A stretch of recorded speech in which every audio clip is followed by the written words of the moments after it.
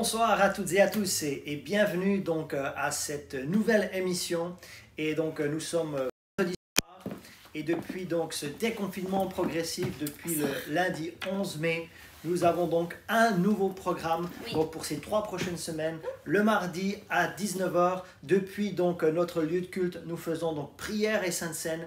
Et le vendredi, ça sera plus court, 30 minutes. Donc on va juste prendre quelques instants pour célébrer des anniversaires, mais après on va aller directement donc dans notre sujet. Et le but, c'est pas de faire une étude comme nous avions fait les autres fois, mais plutôt de parcourir des disciplines spirituelles pour devenir un vrai disciple de Jésus. Donc j'espère que ça vous encourage et ça vous motive à aller plus loin dans votre foi. Et en fait, le but, on va vous donner certaines choses, mais après, ça sera vraiment l'appliquer à la maison qui va transformer votre vie. Mais d'abord, il y a l'anniversaire de quelqu'un aujourd'hui et 2 personnes ont eu leur anniversaire hier. Oui, donc hier, c'était l'anniversaire de Théo et de Marisa. Donc, joyeux anniversaire à vous. Et aujourd'hui, c'est l'anniversaire de MJ, de Martin John. Happy birthday, MJ! Happy birthday, brother! Donc, c'est notre ami sud-africain qui a épousé Yolène. Donc, il y a tout juste 1 an, ils vont fêter leur premier anniversaire de mariage. Dans 3 jours. Dans 3 jours. Ils ont une petite fille qui est née juste avant le confinement. Donc, elle est magnifique, Serena. Donc, nous les saluons vraiment tous les 3. Donc, voilà. Après, on aura d'autres annonces, mais on les donnera dimanche. Comme ça, pour les choses qui se préparent, qui se trament pour ce déconfinement. Mais on avait à cœur de faire quelque chose de plus court le vendredi soir parce que vous n'êtes plus confinés chez vous. Ça. Mais certains, vous avez vraiment apprécié les différentes choses qu'on a fait. Donc, pour l'instant, on ne relance pas d'autres programmes, mais on va continuer ce vendredi soir. Oui, parce que le vendredi soir, notre semaine de travail est derrière nous. Ouais. Et on s'est dit qu'en 30 minutes, là, c'était juste vous donner une impulsion pour bien commencer le week-end avec une dose de vitamines spirituelles. Et donc, dimanche, nous aurons notre célébration. Donc, discipline spirituelle. Et donc ça, c'est un petit peu le mot générique. Mais j'ai appelé ça plus précisément les disciplines d'un disciple de Jésus. Les disciplines d'un disciple de Jésus. On ne devient pas disciple de Jésus du jour au lendemain. Non, ni par hasard. Ni par hasard, ça doit être intentionnel. Et c'est un voyage que nous avons commencé lorsque nous avons donné notre vie à Christ. Et il y a une chose que le coronavirus ne change pas. Et j'aimerais que tu lises pour nous Matthieu chapitre 28, les versets 19 à 20. Ça ne va pas changer jusqu'au retour du Seigneur. Ça ne change pas, c'est la grande mission. Il dit, allez, faites de toutes les nations des disciples, les baptisant au nom du Père, du Fils et du Saint-Esprit, et enseignez-leur à observer tout ce que je vous ai prescrit. Et voici, je suis avec vous tous les jours jusqu'à la fin du monde. Donc ça, c'est le grand ordre de mission que Jésus a donné après sa résurrection et juste avant son ascension. On est sur le point de fêter l'ascension la semaine prochaine.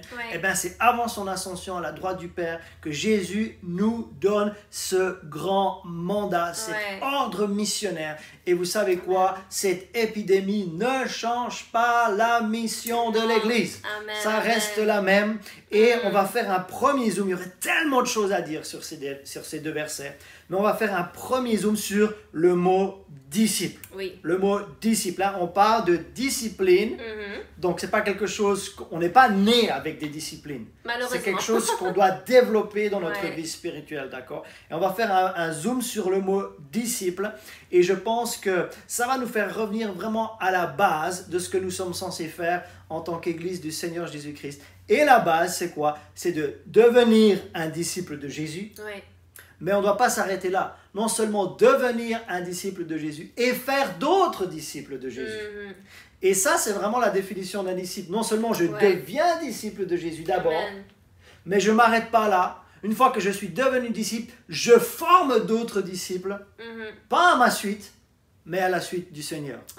Et l'un doit presser l'autre. Je ne peux pas former d'autres disciples si moi, je ne suis jamais devenu disciple. Et on va voir ce qu'on peut mettre en place dans notre vie spirituelle personnelle pour pouvoir être un vrai disciple du Seigneur. Et ce qui nous emmène à une question centrale. Est-ce que tu pourrais poser cette question? Et j'espère que ça va vous titiller un petit peu à la maison. Es-tu croyant ou disciple? Oh là là! Pour ceux qui sont dans l'église depuis plusieurs années, on avait fait une série « Es-tu croyant ou disciple ?» Et il y a une grande différence entre un croyant en Dieu et un disciple de Jésus. Donc moi j'appelle ça croyant ou disciple, mais dans le Nouveau Testament, nous voyons différentes appellations et c'est formulé un petit peu de façon différente. Mais on voit depuis le début de l'ère de l'Église qu'il y a des chrétiens immatures et des chrétiens matures. Est-ce que tu pourrais nous donner un premier exemple dans les évangiles, par exemple? Donc en Matthieu 25, on voit qu'il y a une question de vierges qui ont de l'huile dans leur... je sais pas comment ça s'appelle. Dans leur lampe. Dans leur lampe, voilà, pardon. Et il y en a d'autres qui n'en ont pas. Donc ça, c'est un des premiers exemples, c'est les vierges qui attendent la venue du marié. Et elles sont préparées ou pas? Très bonne question. Est-ce qu'on a de l'huile dans notre lampe ou est-ce qu'on n'en a pas? Est-ce qu'on est un chrétien rempli d'huile ou on est un chrétien qui n'a pas d'huile dans sa lampe? Et cette huile, c'est vraiment un symbole de la consécration qu'on a envers notre Seigneur. Donc ça, c'est dans les évangiles. Hein. On voit, donc nous on parle de croyants aux disciples, mais on voit que dans les évangiles, il est question de vierges avec huile et vierges sans huile. Dans les épîtres, comment Paul fait-il la différence? Dans les épîtres, l'apôtre Paul, il parle de chrétiens charnels et de chrétiens spirituels en 1 Corinthiens 3. Hein, si vous allez lire en 1 Corinthiens chapitre 3, Paul il dit, mais j'aurais voulu vous parler comme à des hommes spirituels, mais je ne peux pas. Vous êtes encore des hommes charnels. Il y a des jalousies, il y a des divisions, il y a de l'enfantillage. Et résultat, il n'a pas pu leur parler comme à des personnes matures dans la foi. Et même dans le livre de l'Apocalypse aussi, donc il y a 7 églises là qui existaient à l'époque en Asie mineure. Et à l'église de Laodicée, Jésus, il a un message particulier à cette église. Pourquoi? Il leur demande d'être froid ou bouillant, mais surtout pas tiède. Et ça, c'est vraiment quelque chose qui est très parlant, je pense. Des trois, c'est celui qui est le plus parlant. Parce que on le voit, les gens qui sont bouillants. Et les gens qui sont tièdes, ils savent pas forcément où ils sont pas sûrs. Dépendant de qui ils fréquentent, ils sont plus chauds ou moins chauds. Et ouais, je pense que c'est celui qui me parle le plus. Et je pense que ce que nous sommes en train de vivre ici devrait nous faire sortir de la tiédeur spirituelle pour devenir bouillant pour le Seigneur. Donc, qu'est-ce que le coronavirus ne change pas dans l'Église? Et qu'est-ce que le coronavirus change dans l'Église? Ben, on l'a dit déjà, ce qui ne change pas dans l'Église, c'est quoi? La grande mission. La grande mission. Matthieu chapitre 28, versets 19 à 20, le fait de devenir un disciple de Jésus et d'en former d'autres, ça ne va jamais, jamais changer. La parole de Dieu ne change pas, Dieu ne change pas, il n'y a ni ombre ni variation, et donc le mandat missionnaire ne change pas non plus. Et à vrai dire, à chaque fois que les disciples ont demandé un petit peu le jour, l'heure, donne-nous un petit peu des éléments pour savoir si on s'approche de la fin des temps. Lorsqu'on lit dans Actes chapitre 1 par exemple, ou alors on lit dans Marc chapitre 13, Jésus répond chaque fois par le mandat missionnaire. Quand même intéressant. Hein? Ça veut dire qu'en ces temps, au lieu d'essayer de donner une date ou une heure, on devrait être focalisé sur le fait de gagner des gens à Jésus et de faire mûrir les chrétiens pour qu'ils deviennent de vrais disciples du Seigneur. Amen. Mais ça, c'est ce que le coronavirus ne change pas dans l'Église. Mais en fait, ce que cette épidémie peut changer dans l'Église, et ce que nous sommes en train de voir en ce moment, qu'est-ce que finalement cette épidémie, comment peut-elle changer quelque chose dans l'Église? C'est que on voit la démarcation entre les croyants et les disciples, ceux qui persévèrent avec le Seigneur et ceux qui ne le font pas, ceux qui, parce qu'ils n'ont plus d'assemblée qu'ils peuvent fréquenter, ils se refroidissent de plus en plus, ils s'éloignent du Seigneur, ils ne prient plus, ils ne sont pas en communauté de disciples et ils s'éloignent. Et ceux qui en veulent plus, qui étudient encore plus leur parole, qui sont en train de louer le Seigneur, qui se joignent aux communautés de disciples, qui se joignent au live, on voit vraiment la différence à ce niveau-là, je pense. Donc, le coronavirus ne change pas la mission de l'Église. Mais ce que nous voyons, c'est que souvent quand il y a eu des périodes difficiles, de persécution, de tribulation, on voit la différence entre un croyant et un disciple devenir de plus en plus grande.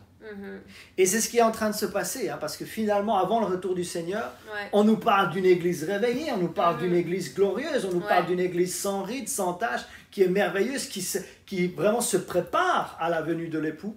Mais la Bible nous parle aussi de ce qu'on appelle l'apostasie, c'est-à-dire une église qui abandonne la foi, une église qui traîne les pieds, une église qui n'a pas vraiment envie. Et j'aimerais vous dire qu'en ce moment, on voit vraiment la démarcation qui est en train de s'amplifier. Ouais. Et à l'époque du 1er siècle, par exemple, quand il y a eu une vague de persécution contre l'église, lorsque les chrétiens avaient été accusés d'avoir incendié la ville impériale de Rome, Néron avait commencé vraiment de persécuter l'église à ce moment-là, dans les années à peu près 60 du 1er siècle.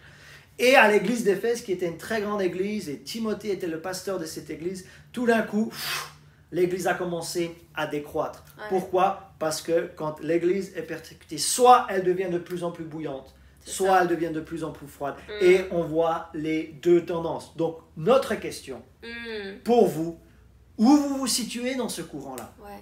Où est-ce que vous vous situez dans les temps que nous vivons? Est-ce que vous allez être une église bouillante? Est-ce que vous allez être passionné de Jésus? Est-ce que vous avez décidé de devenir un vrai disciple du Seigneur? Ou alors vous allez continuer à traîner les pieds, venir à l'église seulement quand l'église est ouverte le dimanche matin, ne pas se joindre aux communautés de disciples, ne pas se joindre au live group, ne pas pratiquer les disciplines spirituelles à la maison que nous allons voir, parce que ce qu'on est en train de voir aujourd'hui, c'est un retour finalement à cultiver des disciplines spirituelles à la maison. Ouais. C'est un approfondissement des relations avec d'autres disciples du Seigneur. C'est se retrouver dans les maisons comme il le faisait au 1er siècle. Et on va voir une église grandir en maturité, grandir en puissance, grandir en profondeur. Et ça va être vraiment bon. Donc là, on a détaillé le mot disciple.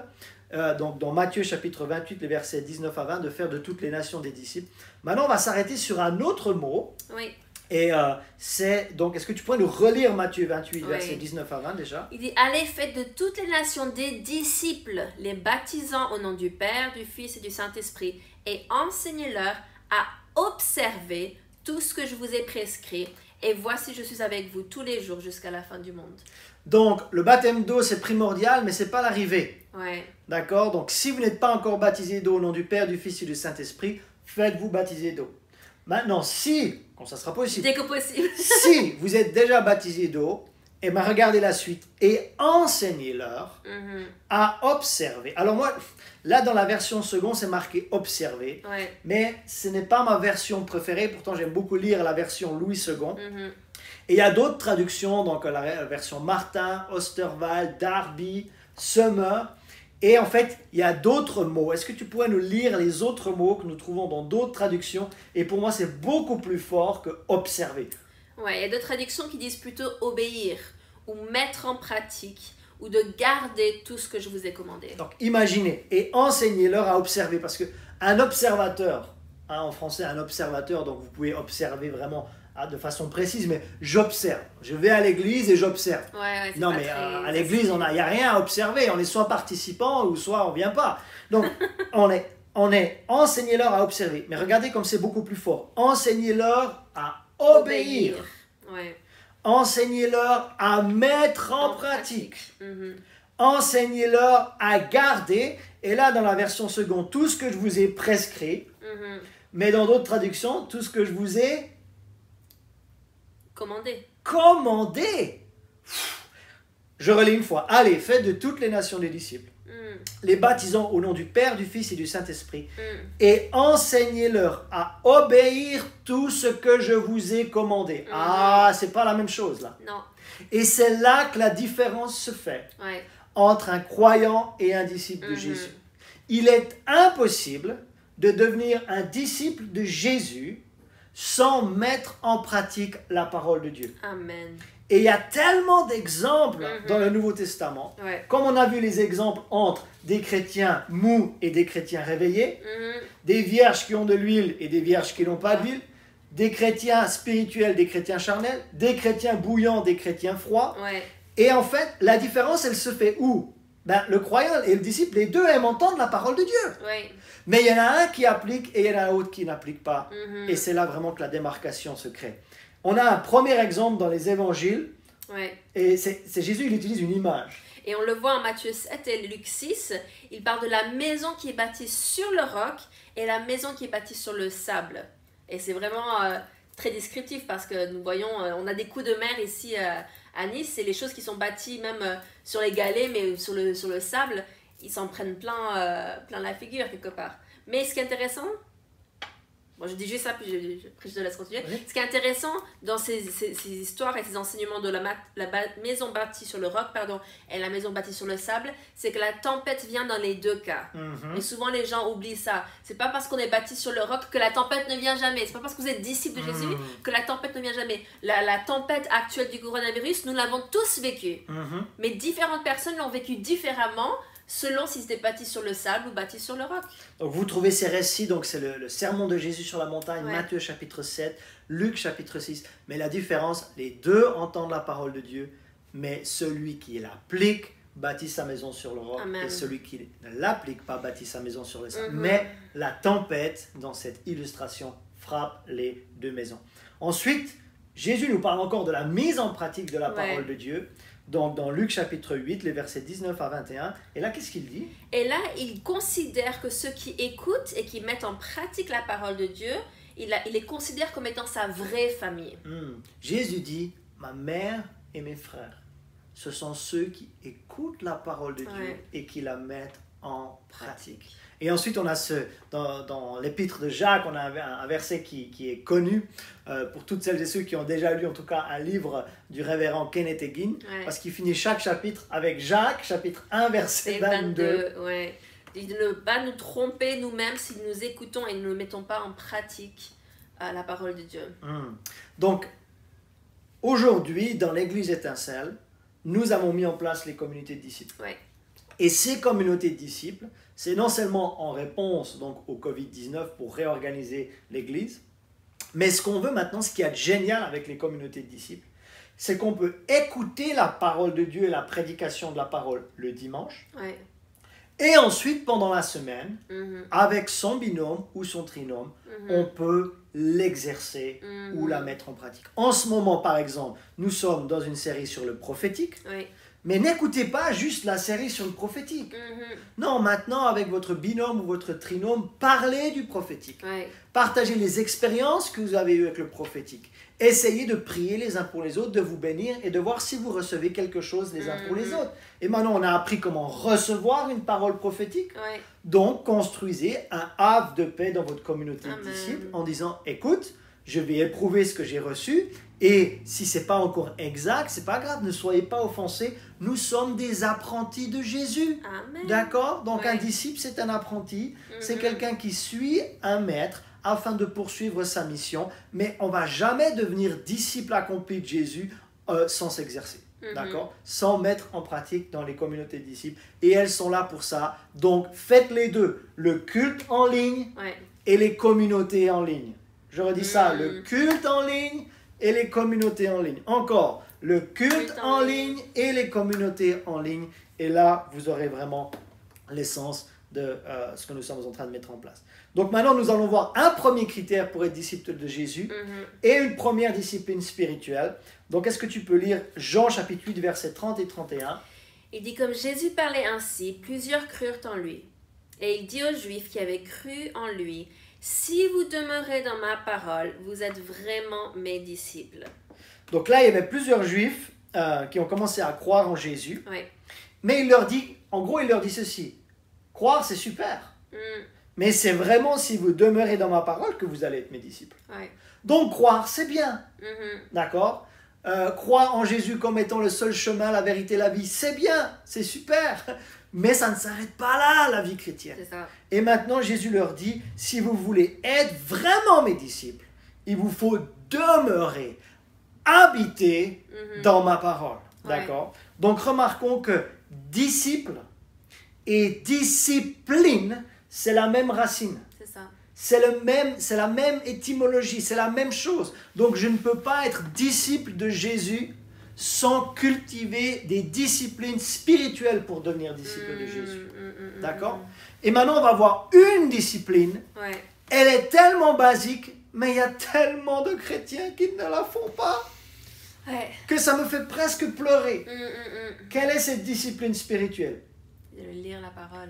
Lire la Bible. Oh non, non, non, mais pasteur, c'est trop basique ce soir pour moi. S'il te plaît, creuse un peu plus les Écritures. Mais mes amis, si on faisait un sondage dans l'Église universelle mondiale, et on demandait aux chrétiens, est-ce que vous lisez la Bible régulièrement? Et on leur demande de répondre avec toute honnêteté, on serait choqué de découvrir à quel point les chrétiens ne lisent pas la parole de Dieu. Et vous ne pourrez pas devenir disciple du Seigneur juste en écoutant la prédication du dimanche, juste en lisant la Bible lorsque vous vous retrouvez avec d'autres chrétiens. Il faut prendre cette habitude, se discipliner spirituellement parlant, de lire la parole de Dieu à la maison, chez soi. Ce n'est pas obligé d'être à la maison, mais c'est cette première discipline spirituelle que nous voulons parler un petit peu avec vous pendant les 10 minutes qui nous restent là. Voyez-vous, c'est plus court. On n'est pas là pour vous nourrir la parole. On est là pour vous donner envie de la lire. Pendant qu'on a fait les études de la parole, on vous a montré différentes études et je pense que ça a nourri aussi dans un même temps.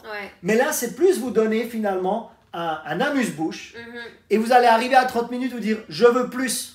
C'est super, allez lire la Bible. C'est ça. Allez mettre en pratique ce que nous sommes en train de lire. On n'est pas juste là pour nourrir le troupeau de Dieu, on est aussi là pour équiper le troupeau de Dieu. Et là, on est plus dans l'équipement. On vous donne un petit peu une petite amorce pour que ça développe un appétit. Alors, on a quelques questions qu'on voudrait poser pour terminer. Juste, je voulais dire quelque chose. C'est vraiment aussi, on ne peut pas forcer qui que ce soit à manger, mais ce qu'on nous a appris à l'école biblique, c'est qu'on peut donner du sel. Et là, on est en train de saler un petit peu les choses et vous donner soif et vous donner envie. Et ça, c'est important aussi dans les gens avec qui vous allez parler, vous allez partager ces choses-là, quand vous partagez la parole, mais c'est du sel, qu'ils aient envie et qu'ils reviennent vous en demander plus. Mieux vaut donner un peu moins que de donner trop. Donc, on a quelques questions ici. Qui devrait lire la parole de Dieu? Qui devrait lire, on a juste quelques questions, qui, quand, où, combien. Qui devrait lire la parole de Dieu? C'est une bonne question quand même. Parce que dans la mentalité du croyant, il pense que c'est le pasteur, ou alors il pense que c'est l'enseignant de la parole, qui devrait lire la parole de Dieu. Et cette personne a raison. Le pasteur et l'enseignant devraient lire la parole de Dieu. Mais pas que. Mais pas que. Si la seule fois où vous lisez la Bible, c'est quand le pasteur ouvre le passage principal de sa prédication, ou quand c'est l'animateur du live group qui vous dit « tournez vos Bibles dans », il y a un problème. D'accord? Donc, qui devrait lire la parole de Dieu? Qui répond à cette question? Peut-être vous voulez répondre à la maison? Oui. Bah, tout le monde devrait. Tout le monde! En tout cas, tous ceux qui veulent devenir disciples de Jésus. Donc, ma question, c'est est-ce que vous voulez devenir disciple de Jésus? La réponse est oui? D'accord. Jésus dit, si vous voulez être mon disciple, vous devez demeurer, habiter dans ma parole. Et vous ne pouvez pas habiter dans la parole de Dieu juste avec le message du dimanche matin. D'accord? Il vous faut cultiver cette habitude, discipline spirituelle de lire la parole de Dieu. Maintenant, quand la lire? Quand est-ce qu'on la lit, cette Bible? Différentes personnes préfèrent la lire à différents moments et il n'y a pas de problème avec cela. C'est vrai que de commencer la journée avec le Seigneur, c'est fabuleux de le lire dès le commencement de la journée, mais c'est pas toujours faisable. Des fois, il y a des obligations, il y a autre chose, mais prendre un moment tranquille, déjà pour la lire, je pense que c'est comment peut-être la lire un peu plus tard, mais de prendre un moment et de la lire, que ce soit le matin ou le soir ou pendant votre pause de déjeuner. C'est par exemple nos enfants, nos filles ne savent pas encore lire, mais moi je crois qu'elles ont besoin d'entendre la parole de Dieu aussi. Donc on leur lit la Bible le soir avant qu'elles aillent se coucher, et après on met une cassette audio que j'avais quand j'étais enfant, et c'est aussi la Bible chantée, enseignée pour des enfants, c'est super. Mais donc pour les enfants par exemple, nous on le fait le soir, mais pour nous personnellement on le fait plutôt le matin. C'est ça, d'accord. Donc si vous devez jongler entre le télétravail, entre les devoirs des enfants, entre les courses, entre 3 appels téléphoniques, c'est peut-être pas le bon moment de lire la parole de Dieu. C'est dans le calme et dans la confiance que sera notre force. Trouvez un moment calme, un moment, par exemple, si vous avez des enfants et les enfants sont encore en âge de faire la sieste vers 14h, parfait. Prenez une tasse de café, prenez une tasse de thé et lisez la parole de Dieu. Si vous êtes plutôt quelqu'un de matinal, profitez avant que la vie de la ville prenne vie. Profitez, vous aimez ce temps-là, calme. Il n'y a pas encore tout le monde qui est réveillé, il n'y a pas encore 36 WhatsApp sur votre téléphone. Tu es calme là, prends ce temps-là. Ouais. Tu as plutôt besoin d'avoir ta journée derrière toi, prends plutôt le soir. Ouais. Ou alors à la pause déjeuner. Enfin, il n'y a pas de règle, d'accord, quand on lit la parole de Dieu. Mais je pense que c'est important d'avoir un temps calme, de ne pas être dérangé par son téléphone, de ne pas être dérangé par son ordinateur, de ne pas être dérangé par les enfants ou même son conjoint, de pouvoir vraiment se focaliser. Maintenant, où la lire? Ben ça, c'est quelque chose de nouveau aussi, dans le sens où maintenant, on peut toujours avoir une Bible sous la main, que ce soit sur notre téléphone ou que ce soit une Bible physique, on peut toujours avoir une Bible sous la main, donc on peut la lire n'importe où. Et ça, c'est une grâce aussi, parce que c'est pas donné à tout le monde. Dans certains pays, c'est interdit d'avoir une Bible ou quoi, mais nous pouvons la lire n'importe où. Oui. Après, comme tu as dit, c'est nettement mieux si on peut la lire au calme, tranquillement, et qu'on n'est pas interrompu toutes les 30 secondes. Mais c'est vrai qu'on peut la lire n'importe où. Vous savez, notre Église est issue de ce qu'on appelle du mouvement de la foi ou le mouvement de la parole. Et dans ces églises à l'époque, et moi je regrette ce temps-là, toutes les personnes qui allaient à l'église avaient une Bible physique ouverte sur les genoux pendant la prédication du pasteur. Ouais.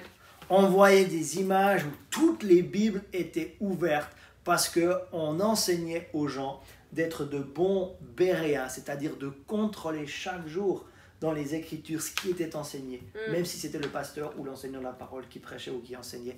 Mais moi, ça me manque ça. Vous pouvez lire sur un téléphone, il n'y a pas de souci, mais franchement, l'époque où les gens, où tous les membres de l'Église avaient la Bible ouverte sur les genoux, qui suivaient avec le... Waouh, c'est extraordinaire. Donc, où lire la parole de Dieu? J'espère que ce n'est pas seulement dans le bâtiment où l'église se retrouve, et que ce n'est pas seulement dans la maison où le live group se retrouve, mais que vous avez un temps chez vous, ou alors partout, ou dans les moyens de transport. Et peut-être vous dites, mais moi j'aime pas lire, je suis pas très intellectuel, etc.